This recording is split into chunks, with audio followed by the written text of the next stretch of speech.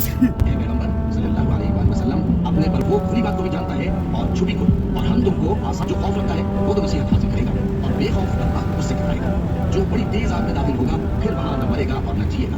बेशक वो मुराद को पहुंच गया जो पाक हुआ, और अपने परवरदिगार करके आखिरत न तो सूरज ही से ये हो सकता है कि चांद को जा पकड़े, और न रात ही दिन से पहले आ सकती है, और सब अपने मदार में पैर रहे। और एक निशानी इनके लिए रात, मैं तो तुम्हारे पास ही हूँ, जब कोई पुकारने वाला मुझे पुकारता है तो मैं उसकी दुआ कबूल करता हूँ। तो उनको चाहिए कि मेरे हुक्मों को माने और मुझ पर ईमान रखें ताकि नेक रास्ता पाए। मैं तो तुम्हारे असर की कसम कि इंसान नुकसान में है, मगर वो लोग जो ईमान लाए और नेक अमल करते रहे और आपस में हक पर चलने की तलकीन और सब्र की ताकीद करते रहे। असर की कसम कि इंसान नुकसान। कह दो कि अगर समंदर मेरे परवरदिगार की बातों को लिखने के लिए रोशनाई हो तो कबल इसके कि मेरे परवरदिगार की बातें तमाम हो समंदर खत्म हो जाए।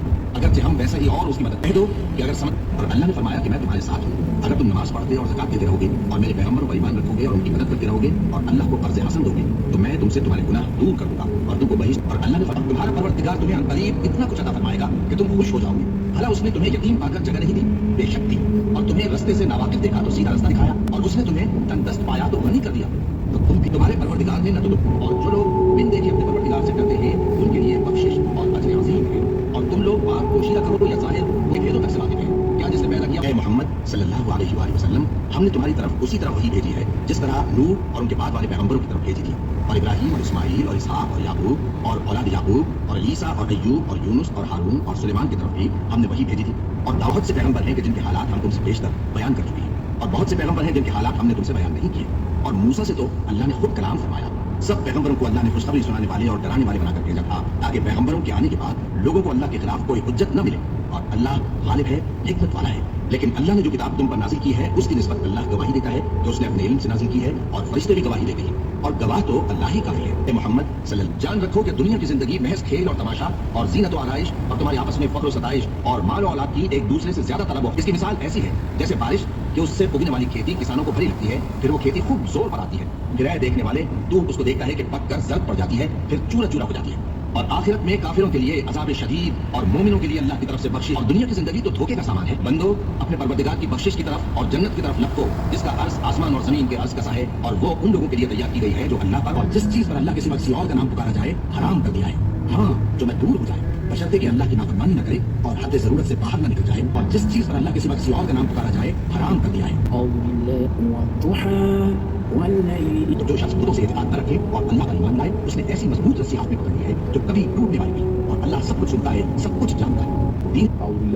ऐसे लोग वो उस दिन से जब दिल खौफ और घबराहट के सबब उलट जाएंगे और आंखें ऊपर चढ़ जाएंगी, डरते ताकि अल्लाह उनको उनके अमाल का बहुत अच्छा बदला दे और अपने फजल से ज्यादा भी अता फरमाए। अल्लाह जिसको चाहता है बेहिसाब रिस्क देता है। ऐसे लोग जिनको अल्लाह के औलाद तो मर जाते हो, फिर उस शख्स से बढ़कर जालिम कौन जिसको उसके परवरदिगार की आयतों से नसीहत की जाए तो वो उनसे मुंह फेरे। हम गुनहगारों से जरूर बदला लेने वाले हैं, और हम उनको क़यामत के बड़े अज़ाब से पहले दुनिया के कोई शख्स नहीं जानता कि वो कल क्या काम करेगा, और कोई शख्स नहीं जानता कि किस सरजमीन में उसे मौत आएगी। बेशक और ये लोग अल्लाह के सिवा ऐसी चीजों की परस्तिश करते हैं जो न इनका कुछ बिगाड़ ही सकती हैं और न कुछ भलाई कर सकती हैं, और कहते हैं कि ये अल्लाह के पास हमारी सिफारिश करने वाले हैं।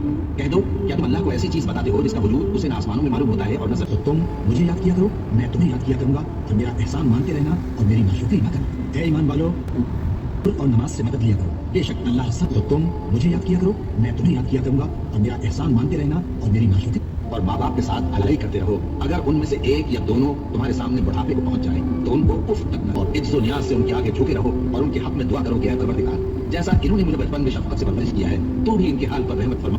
और माँ बाप के साथ भलाई करते रहो। अगर उनमें से और जब मैं बीमार पड़ता हूँ तो मुझे शिफा बख्शता है, और वो जो मुझे मौत देगा और फिर जिंदा करेगा, और वो जिससे मैं उम्मीद रखता हूँ। रब्बुल आलमीन मेरा दोस्त है जिसने मुझे पैदा किया, और जब मैं बीमार पड़ता हूँ तो मुझे शिफा बख्शता है, और वो जो मुझे मौत देगा और फिर जिंदा करेगा, और वो जिससे मैं उम्मीद रखता हूँ कि क़यामत के दिन मेरा रब्बुल आलमीन मेरा दोस्त।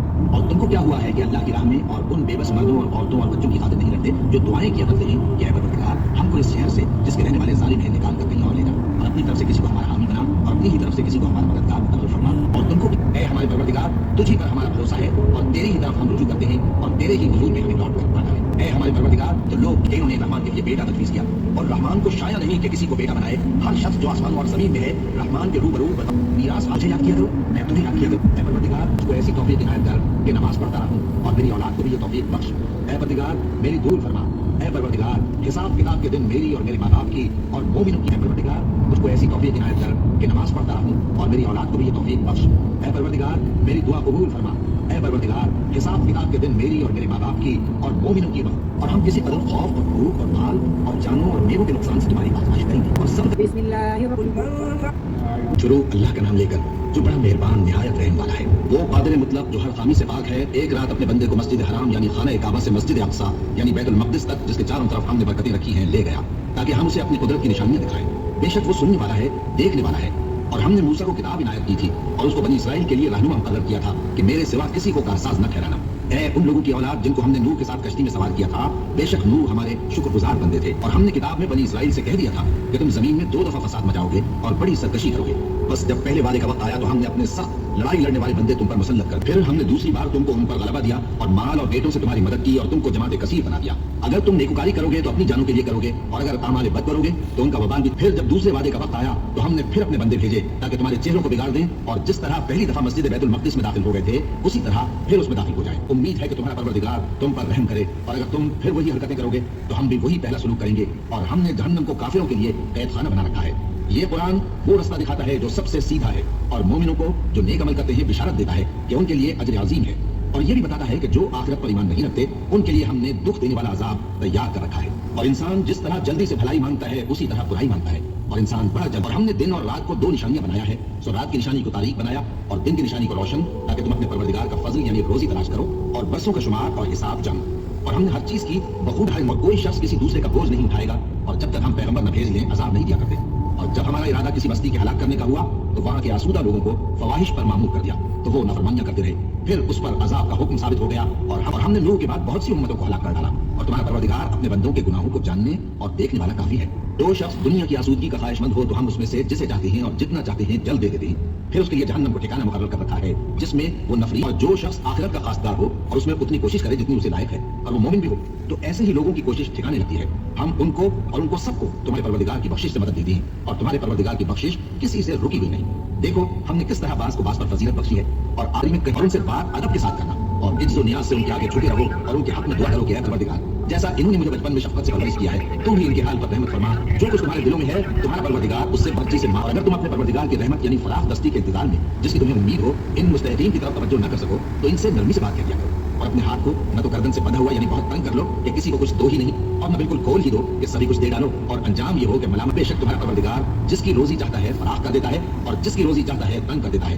وہ اپنے بندوں سے خبردار ہے اور ان کو دیکھ رہا ہے. اور اپنی اولاد کو مفلسی کے خوف سے قتل نہ کرنا کیونکہ ان کو اور تم کو ہمیں رزق دیتے ہیں. کچھ شک نہیں کہ ان کا مار ڈالنا بڑا سخت گناہ ہے.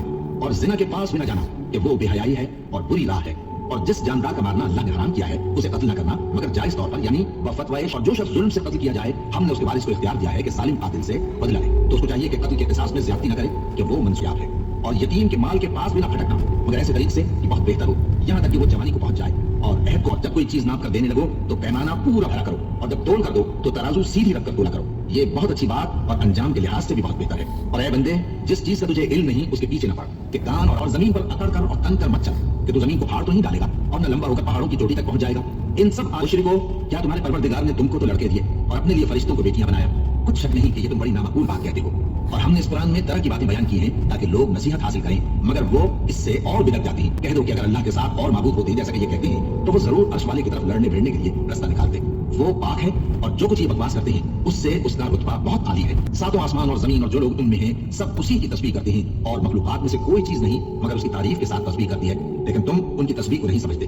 بے شک وہ بردبار ہے غفار ہے. اور اے نبی جب تم قرآن پڑھا کرتے ہو تو چھپا ہوا پردہ یعنی حجاب ڈال دیتے ہیں اور ان کے دلوں پر بھی پردے ڈال دیتے ہیں کہ اسے سمجھ نہ سکے اور ان کے کانوں میں ذکر پیدا کر دیتے ہیں. اور جب تم قرآن میں اپنے پروردگار یکتا کا ذکر کرتے ہو تو وہ لوگ بلٹ جاتے ہیں اور پیٹ پھیر کر چل دیتے ہیں. یہ لوگ جب تمہاری طرف کان لگاتے ہیں تو جس نیت سے یہ سنتے ہیں ہم اسے خوب جانتے ہیں. اور جب یہ سرگوشیاں کرتے ہیں یعنی جب ظالم کہتے ہیں کہ تم تو ایک ایسے شخص کی پیروی کرتے ہو جس پر جادو کیا گیا ہے دیکھو انہوں نے کس کس طرح کی تمہارے بارے میں باتیں بنائی ہیں سو یہ گمراہ ہو رہے ہیں اور رستہ نہیں پا سکتے. اور کہتے ہیں کہ جب ہم مر کر بوسیدہ کہہ دو کہ خواہ تم پتھر ہو جاؤ یا لوہا یا کوئی اور چیز جو تمہارے نزدیک پتھر اور لوہے سے بھی زیادہ سخت ہو جھٹ کہیں گے کہ بھلا ہمیں دوبارہ کون جلائے گا.